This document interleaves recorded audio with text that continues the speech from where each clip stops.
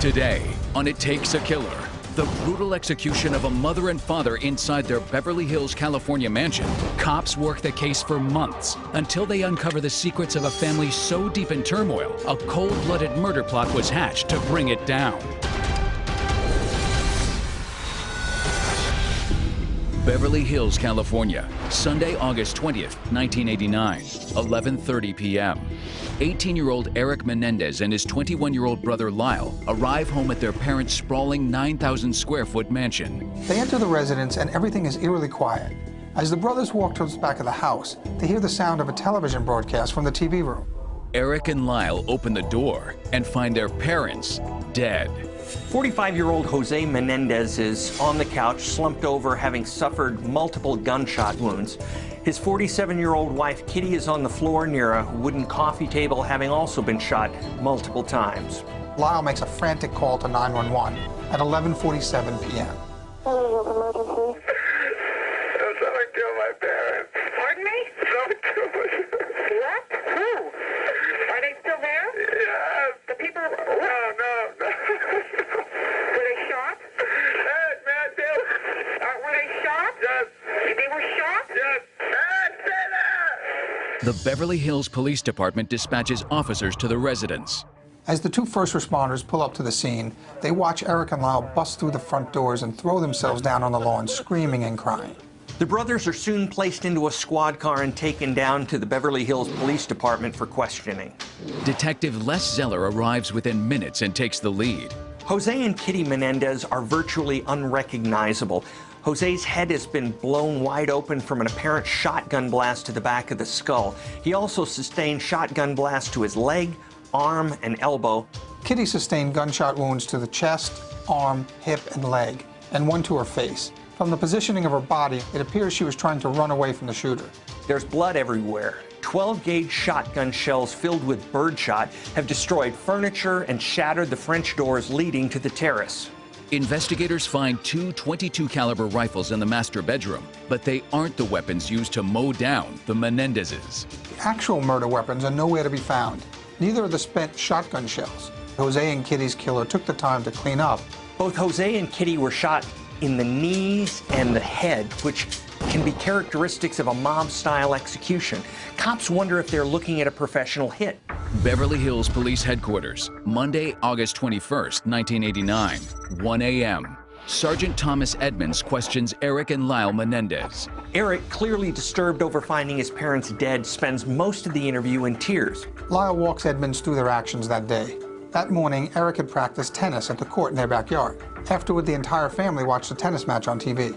That afternoon, Lyle and his little brother went to the Beverly Center Mall, hung out for a while, then made plans to meet a friend, Perry Berman, at a food festival in Santa Monica. According to Lyle, at 8 o'clock that night, they went to Westwood to see the movie License to Kill, but the lines were too long. So they went to Century City Mall and watched Batman instead. After the movie, they headed down to Santa Monica to meet Perry, but they didn't connect with him there, so they made plans to meet up with him a little later at the Cheesecake Factory.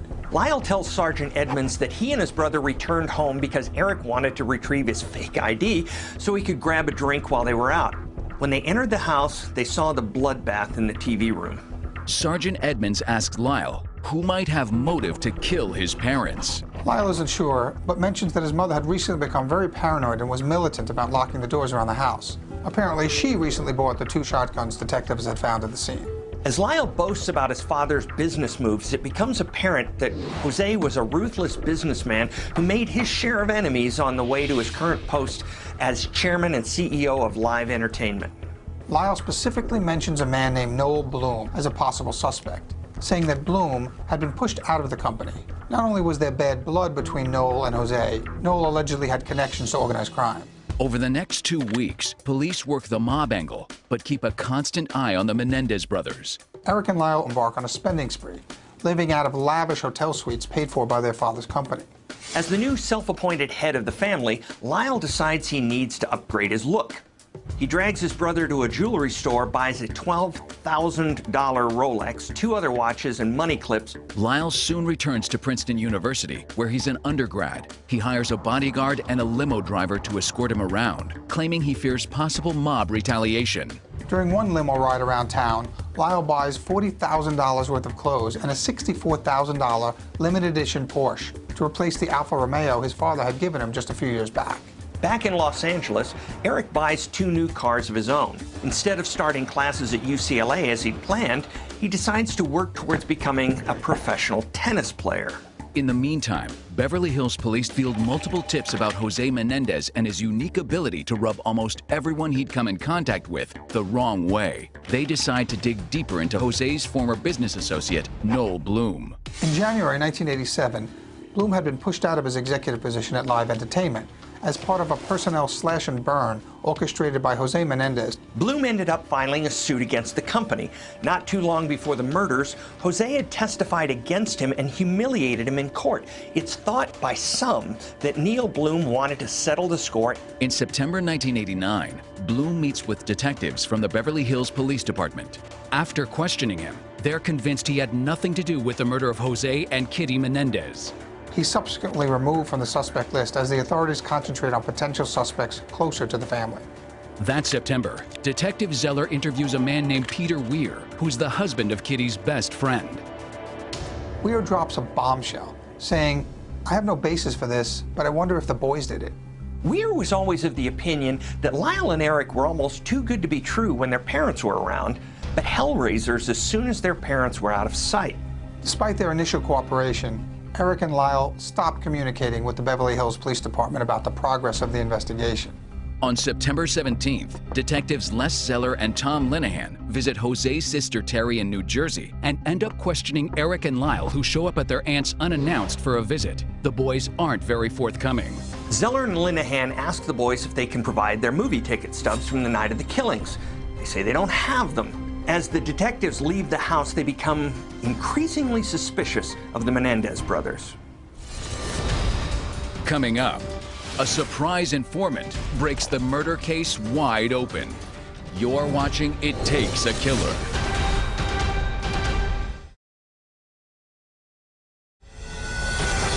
On August 20th, 1989, wealthy entertainment executive Jose Menendez and his wife Kitty are gunned down in their Beverly Hills, California mansion. In the aftermath of the double homicide, police learned from sons Eric and Lyle that their father was a shrewd businessman with a lot of enemies who could have been the target of a mob hit. The Beverly Hills PD investigates the Menendez brothers' claims that a former business partner with mafia ties could have taken their parents out. However, the evidence just doesn't add up. Making matters worse, Eric and Lyle have stopped cooperating with law enforcement.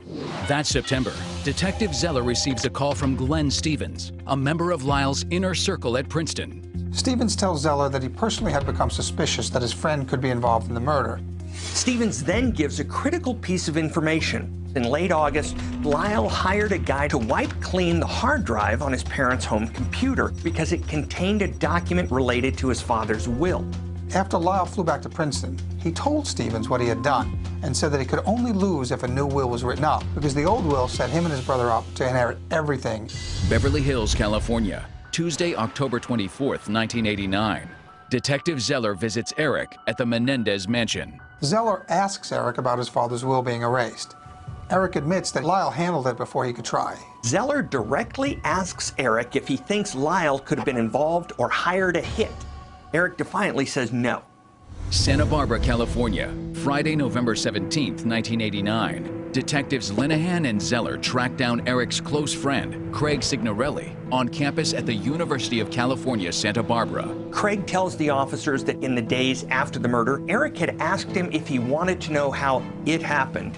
It meaning the murders. Eric apparently told Craig that he and Lyle did stop home that night to get his fake ID. However, when Eric exited the house, Lyle was standing outside by the car holding 2 shotguns and said, "Let's do it." Craig says Eric told him Lyle shot Jose twice, but he was unable to shoot his mother, so she got up to run away. When she did, Lyle shot her too. Eric then pumped 2 more rounds into her. Hoping to get the story on tape, Zeller convinces Signorelli to wear a wire the next time he gets together with Menendez. Pacific Palisades, California, Wednesday, November 29th, 1989. Craig meets up with Eric Menendez at Gladstone's restaurant. Craig pretends that police think he's a suspect. Eric asks Craig if he told investigators what they'd previously talked about. Craig responds sarcastically saying, yeah. Then Craig asks Eric in earnest if he had been telling the truth. Eric flat out says no, and that perhaps he shouldn't have joked around about it. The taped conversation convinces the Beverly Hills Police Department that Craig Signorelli was telling the truth about Eric and Lyle's participation in their parents' murders. Then, in March 1990, the BHPD receives information from 37-year-old former actress Judalyn Smith that breaks the murder investigation wide open. On Monday, March 5th, Detective Zeller conducts a taped interview with Smith at her home. She reveals that Eric and Lyle Menendez confessed to a psychologist that they killed their parents. Smith explains that her former lover, Beverly Hills psychologist Jerry Oziel, used to treat Eric back in 1988. On Halloween Day 1989, Eric went to see Dr. Oziel, saying he needed to talk. Smith says the doctor wanted her to be there in case things went awry. So she arrived at the medical office shortly after 4 and sat in the waiting room pretending to be another patient. Within minutes, Eric and Oziel showed up, having returned from a walk, during which Eric confessed he and Lyle killed their parents. Smith claims she subsequently overheard Oziel call Lyle. 15 minutes later, Lyle was buzzed into the doctor's office. Before long, she heard Lyle screaming, "I can't believe you did this. I can't believe you told him." Apparently, Lyle then made a threat, saying, "I hope you know what we have to do now. We've got to kill him and anyone associated with him." Eric then ran out of the office with Lyle and Oziel following. At the elevator, Oziel asked Lyle if he had just made a threat. Lyle just shook his hand and said, "Good luck." Smith says that even though Oziel moved his wife and children in with neighbors and then moved himself in with her, he did get the Menendez brothers to return on November 2nd and December 11th. Smith leaves the detectives with 2 leads to follow up on. One, that Eric and Lyle purchased the shotguns used to kill their parents in San Diego. And 2, that Oziel recorded the December 11th session and still had the tapes. Beverly Hills, California, Thursday, March 8, 1990. Investigators execute search warrants on Dr. Oziel's home, office, and safety deposit box. Officers retrieved 17 tapes and 7 pages of notes from the safety deposit box. After listening to a few snippets from the tapes, cops decide to move on arresting Eric and Lyle Menendez. As Beverly Hills police conduct their searches, Lyle Menendez flies back home to California from Princeton. He hangs out with friends at his family's mansion. Around 1 p.m. that Thursday, Lyle and company head out to the Cheesecake Factory. As they cruise down Elm Drive, they spot a vehicle blockade at the corner ahead. Suddenly, armed officers jump out from vehicles in nearby bushes. They order the 3 men out of the car and force them to lie down in the street. Lyle is then handcuffed and taken into custody. Lyle is booked on suspicion of murder, then transferred to Men's Central Jail. Eric Menendez has been overseas in Israel, playing in his first pro tennis tournament. After his brother's arrest, a friend calls and tells him, Eric flies back to the States, landing in West Palm Beach, Florida, where his aunt convinces him to turn himself in. On March 11th, Eric flies back to Los Angeles. 4 detectives meet Eric at LAX. He's cuffed and sent to the Men's Central Jail on suspicion of murder, just like his older brother. Both are held without bond. 3 days later, acting on Judalyn Smith's tip about the murder weapons, detectives visit gun stores in the San Diego area. They hit the jackpot at a local Big Five. On August 18, 1989, Donovan Goudreau purchased 2 Mossberg 12-gauge shotguns at the Big Five. As it turns out, Goudreau is Lyle Menendez's former roommate from Princeton. Cops later determined that Eric Menendez had posed as Donovan Goudreau and forged his signature to buy the shotguns at Big Five. On December 8, 1992, Eric and Lyle Menendez are each indicted on 2 counts of first-degree murder with special circumstances. They plead not guilty. During the lead-up to trial, authorities dig into the Menendez brothers' background, hoping to find answers for why they could have possibly wanted their parents dead. Joseph Lyle Menendez is born in January 1968. Eric comes in November 1970. Their father, Jose, had immigrated to the U.S. from Cuba when he was 15, earning an accounting degree, and worked his way up the corporate ladder. Their mother is a stay-at-home mom. Jose rules the household with an iron hand. If they misstep, they're disciplined with a belt or a trip to their bedrooms where they're locked in for hours. Over time, Lyle learns to suppress his emotions, to the point most people think he has none. Eric, by contrast, is creative and sensitive. Both boys grow up developmentally behind. At 14, Lyle still wets the bed, plays with stuffed animals, and lets his mother wash his hair in the bathtub. In 1986, Jose lands a job with International Video Entertainment, which later becomes Live Entertainment. The family moves to Calabasas, a suburb 30 miles northwest of Los Angeles. Even though Jose brings in a salary of $500,000 a year, life at the Menendez is far from rosy. In fact, Kitty makes multiple suicide attempts, which the family just glosses over. The boys soon turn into problem children. Lyle is suspended from Princeton for a year in the fall of 1987 for cheating in his Psych 101 class. Meanwhile, Eric attends Calabasas High School. He and fellow student Craig Signorelli often discuss The Perfect Crime, which they translate into a screenplay called Friends, about a young guy who commits 5 murders, starting with his own parents. In July 1988, Eric and his friends burglarized 2 nearby homes for over $100,000 worth of cash, jewelry, and other items. Because he's underage, Eric is sentenced to community service, probation, and some court-ordered counseling. He ends up seeing Dr. Jerry Oziel. In the fall of 1988, Jose moves the family from Calabasas to Beverly Hills, virtually overnight. Eric transfers to Beverly Hills High, while Lyle is finally able to go back to Princeton. Before long, Lyle gets put on academic probation, loses his license, and gets the family kicked out of a country club after damaging property during a joyride across the course. Jose is so frustrated with cleaning up his son's messes that he considers cutting them out of the will. By the summer of 1989, Kitty learns from Dr. Oziel and her own therapist that Eric and Lyle might actually be sociopaths. Before the summer's out, Jose and Kitty are dead. Coming up, Eric and Lyle Menendez stand trial. Can they convince a jury that they are the real victims?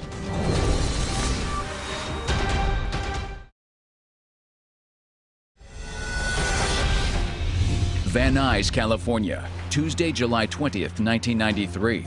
The murder trial of Eric and Lyle Menendez gets underway at Van Nuys Superior Court. The brothers are tried together, but given different juries.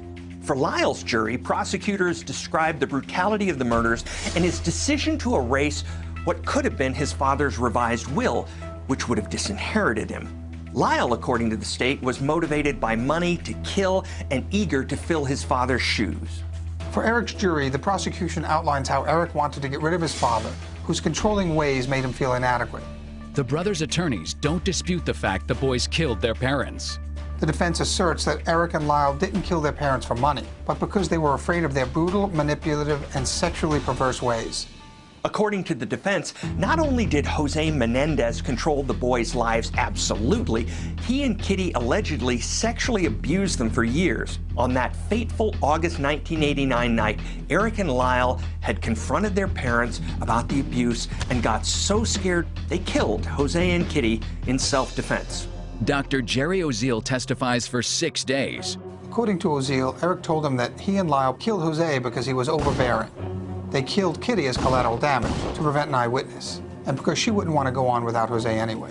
Oziel paints Eric as the ringleader, saying he's the one who entered the room first and shot Jose, but that Lyle finished the job. Apparently, the brothers had even taken the time to reload. Eric allegedly told Oziel that after the shooting was done, he and Lyle tossed their bloody clothes into a dumpster and threw the shotguns down a hillside along Mulholland Drive, thinking that they had committed the perfect murder. Lyle Menendez takes the stand for 9 days. Lyle said he loved his parents but killed them out of fear. He alleges that his father sexually abused him from the age of 6 to the age of 8, and that his mother sometimes forced him to touch her in bed.